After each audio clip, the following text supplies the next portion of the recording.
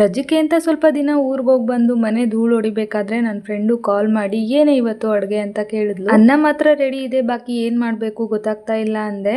ಮಾವಿನಕಾಯಿ ಚಟ್ನಿ ಮಾಡು, ಎಲ್ಲದಕ್ಕೂ ಆಗುತ್ತೆ ಮತ್ತು ಬೇಗ ಆಗುತ್ತೆ ಅಂದ್ಲು. ಸೊ ಟ್ರೈ ಮಾಡಿದ್ದೆ, ತುಂಬ ಚೆನ್ನಾಗಿ ಬಂದಿತ್ತು. ಮೊದಲಿಗೆ 2 ಚಮಚ ಕಡಲೆಬೇಳೆ, 2 ಚಮಚ ಉದ್ದಿನಬೇಳೆ, 1 ಚಮಚ ಧನಿಯಾ, ಅರ್ಧ ಚಮಚ ಜೀರಿಗೆ, ಸ್ವಲ್ಪ ಮೆಂತ್ಯ, ಒಣಮೆಣಸಿನ್ಕಾಯಿ, ಕರಿಬೇವು ಜೊತೆಗೆ ಒಂದು ಸ್ವಲ್ಪ ಅಡುಗೆ ಎಣ್ಣೆನೂ ಸೇರಿಸಿ ಹೊಂಬಣ್ಣ ಬರೋವರೆಗೂ ಕಡಿಮೆ ಉರಿನಲ್ಲಿ ಫ್ರೈ ಮಾಡಿ ಸೈಡಲ್ಲಿ ಎತ್ತಿಟ್ಕೊಳ್ಳಿ.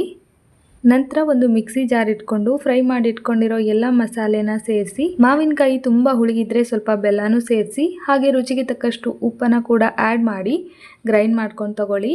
ಆ ನಂತರ ಕಟ್ ಮಾಡಿ ಇಟ್ಕೊಂಡಿರೋ ಮಾವಿನಕಾಯಿ, 1/4 ಕಪ್ ಆಗುವಷ್ಟು ಹಸಿ ತೆಂಗಿನಕಾಯಿ, ಸ್ವಲ್ಪ ಕೊತ್ತಂಬರಿ ಸೊಪ್ಪನ್ನು ಸೇರಿಸಿ ಮತ್ತೆ ಗ್ರೈಂಡ್ ಮಾಡಿಕೊಂಡು 1/4 ಕಪ್ ಆಗುವಷ್ಟು ನೀರನ್ನು ಸೇರಿಸಿ ನೀಟಾಗಿ ಮಿಕ್ಸ್ ಮಾಡಿ ಇನ್ನೊಂದು ಸುತ್ತು ಮಿಕ್ಸಿನಲ್ಲಿ ಗ್ರೈಂಡ್ ಮಾಡಿಕೊಂಡ್ರೆ ಚಟ್ನಿ ರೆಡಿ ಆಗುತ್ತೆ. ಇದಕ್ಕೊಳ್ಳೆ ಒಗ್ಗರಣೆ ಮಾಡಿಕೊಂಡ್ರೆ ಸೂಪರ್ ಆಗಿರುತ್ತೆ.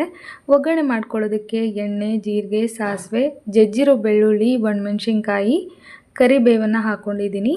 ಇದೆಲ್ಲ ಹಾಕಿ ಚೆನ್ನಾಗಿ ಫ್ರೈ ಮಾಡಿದ ನಂತರ ಚಟ್ನಿನ ಸೇರಿಸಿ ಒಂದು 30 ರಿಂದ 40 ಸೆಕೆಂಡು ಫ್ರೈ ಮಾಡಿಕೊಂಡ್ರೆ ಚಟ್ನಿ ರೆಡಿ ಆಗಿಬಿಡುತ್ತೆ.